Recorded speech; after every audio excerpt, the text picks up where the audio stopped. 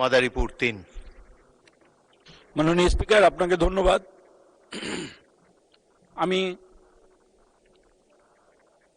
আমাদের জাতীয়তাবাদী দলের ৩১ দফায় মাননীয় প্রধানমন্ত্রীর বক্তব্যে একটি বিষয় ছিল প্রান্তিক চাষিদের থেকে কৃষি মন্ত্রণালয়ের মাধ্যমে ইউনিয়ন ভিত্তিক পণ্য ক্রয় করায়।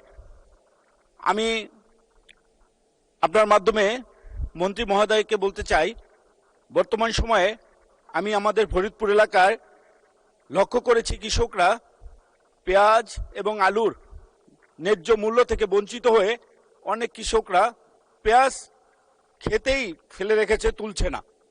যদি মন্ত্রণালয় থেকে এরকম কোনো উদ্যোগ নিয়ে যদি সেই কৃষকদের থেকে তাদের পণ্যটি ক্রয় করে সরকার মজুত করে, তাহলে আমি মনে করি কৃষকরা উপকৃত হবে এবং তাদের যে ইনভেস্টই ছিল সেটা থেকে তারা বেঁচে যাবে এবং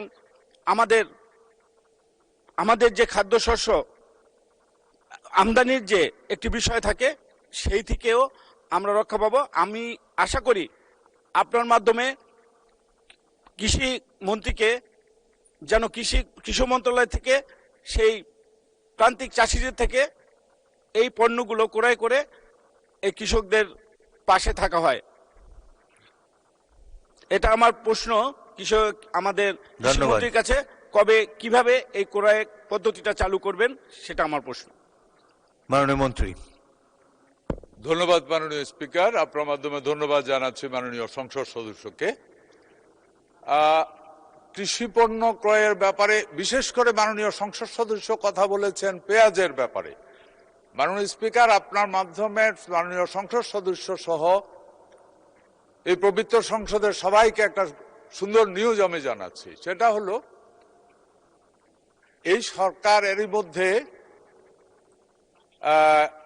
বিশেষ করে পেঁয়াজ স্টোরেজ করার জন্য একটা নতুন পদ্ধতি উদ্ভাবন করা হয়েছে। এটাতে খুব একটা ইলেকট্রিসিটি লাগে না।